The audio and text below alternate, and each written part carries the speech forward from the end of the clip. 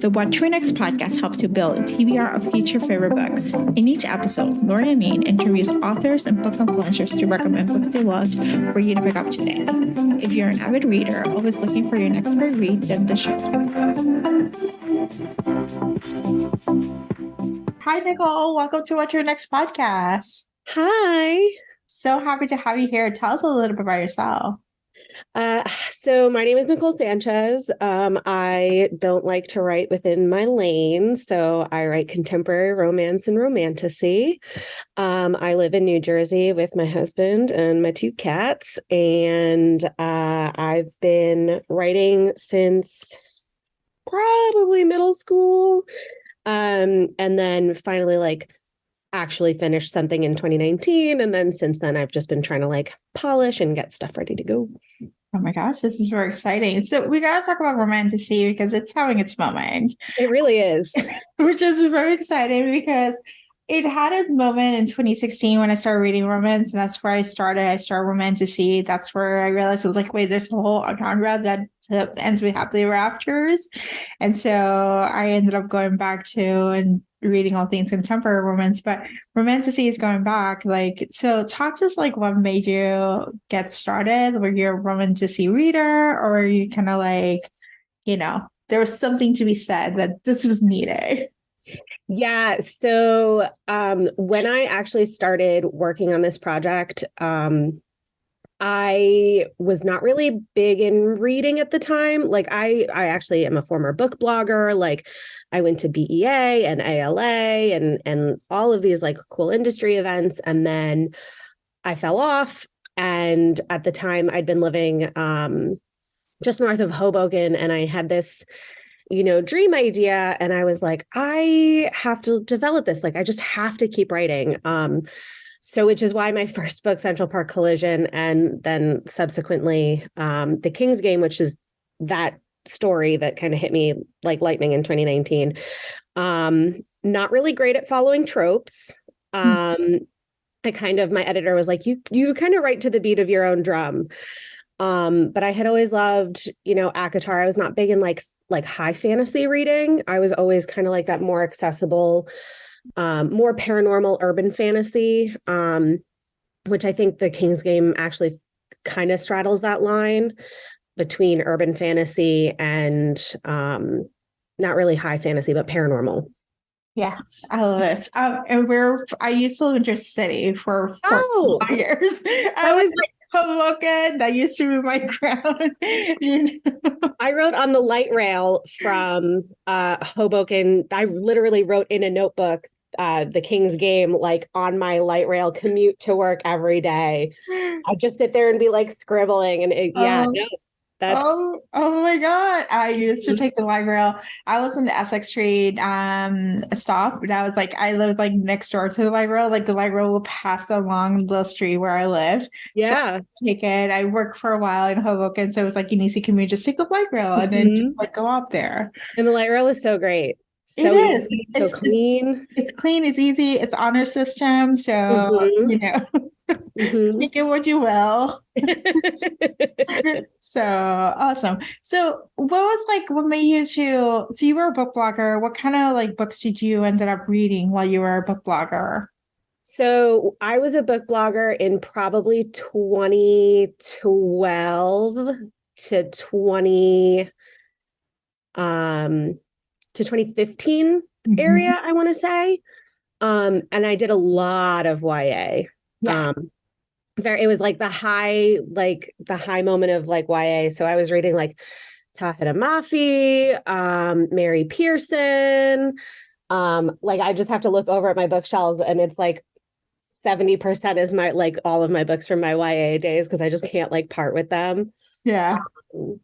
Marie Rukowski. I love the Winners trilogy. That's one of my favorites. Yeah, I plan on going back to read the Shatter Me series. Yeah. Just because she's added more stuff to it, and I was like, I need to know. I need to know. I feel you. So in terms of contemporary romance, what led you to start writing for that genre? So again, it was kind of a dream.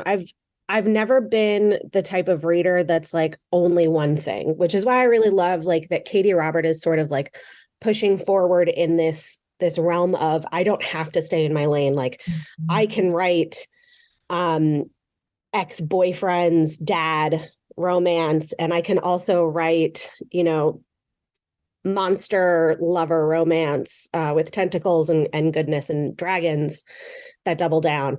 And I really like admire that she like kind of runs the gambit, because not all readers just read one thing.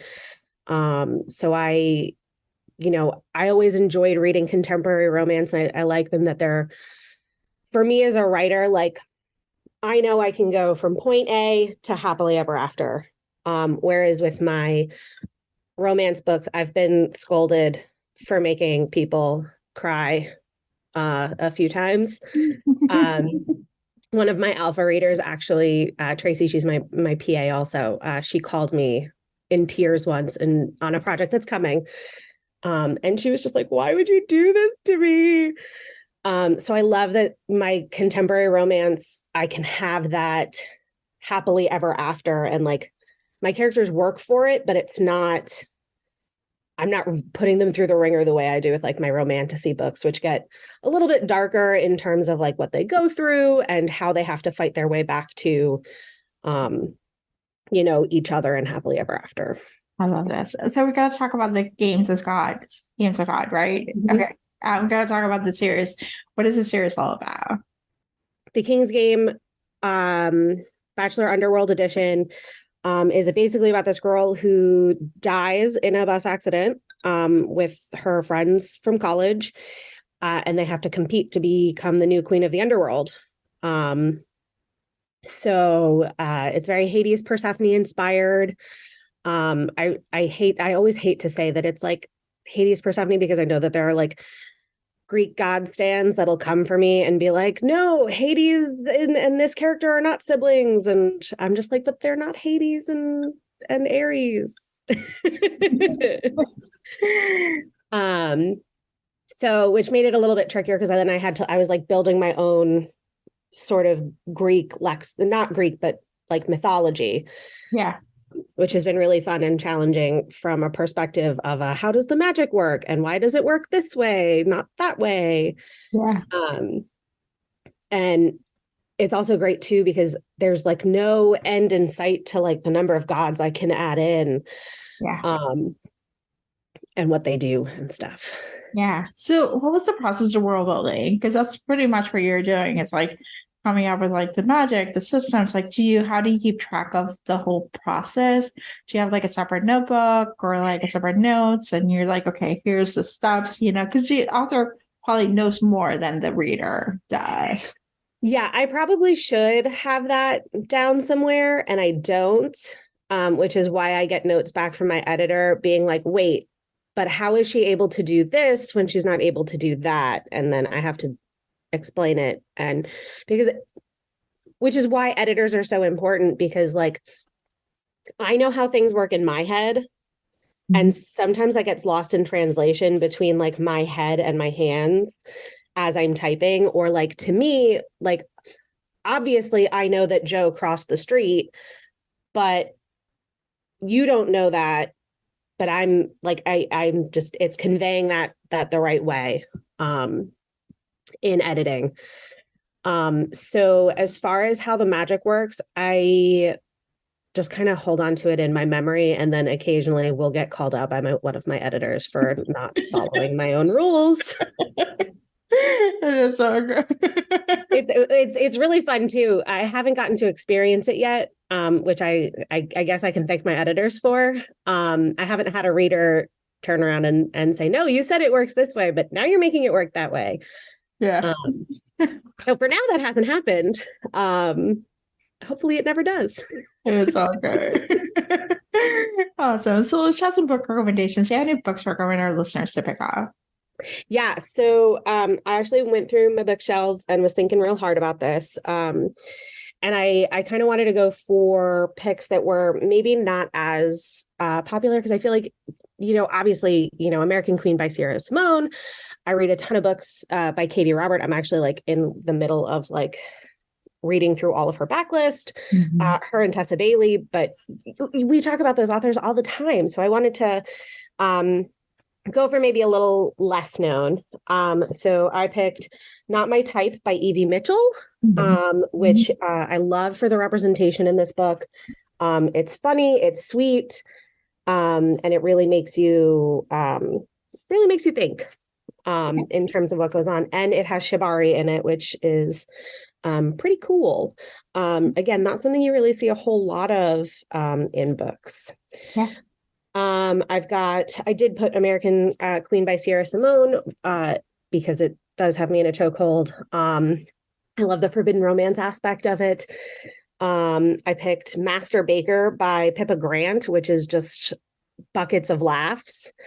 Pippa Grant is always great for a good laugh. And then I read an early copy of Never Pray by Harper A. Brooks and Brea Varaga, which I'm actually probably pronouncing her last name wrong. But she's one half of the Eden Dunn, which you actually recommended their hockey series not Yeah. too long ago on your podcast. Oh, so good. And then finally, The Fine Print by Lauren Asher, because I'm a big Disney fan. And it's basically just Disney fan fiction, and I love that. Yes, that I always tell you the fine print is just like Disney fan fiction. I was like, I just need to go to Disney and enjoy, I and know. run and see them there, master and tinkering the process. We go to Disney all the time, and when I was reading the book, I mostly read like physical books when I go to bed. Otherwise, I'm listening to audiobooks all day. Yeah. But I'd be reading it, and I'd be like hitting my husband in bed, being like, oh, that's this. Does that sound familiar to you? And he's like, yeah, babe, I know. It's Disney. You told me that the last 8 times you've hit me. Oh, I love this. Nicole, tell us where we can find you online. So I am on TikTok, which I'm really still trying to figure out, as at author Nicole Sanchez. I'm also there on Facebook. I have a Facebook reader group, which is Nicole Sanchez's Reader Grove. And then I'm on Instagram as at Bookish Nicole. Thank you, Nicole, for being on the show. Thank you so much for having me. This is great. If you enjoyed this podcast, feel free to share with friends, subscribe, rate, and review the show. This is the easiest way to support the podcast. For a list of books mentioned and other romance recommendations, please visit whattoreadnextblog.com. Did you know you can purchase audiobooks directly from your favorite local bookstore? With Libro.fm, you can pick up more than 250,000 audiobooks, including bestsellers and recommendations from real booksellers. You'll get the same audiobooks at the same price as the largest audiobook company, you know the name, but you'll be part of a different story, one that supports your local community. If you're new to audiobooks, there's a perfect way to squeeze into more reading into your busy life. Listen with the free Libro.fm app while you do your chores, walk your dog, relax at home. The What to Read Next podcast has a special offer for our listeners. Get 2 audiobooks on Libro FM for the price of 1 with your first month of membership. Use code What to Read Next. This offer is only valid for new members in Canada and the US. Thank you so much for listening and have a great day.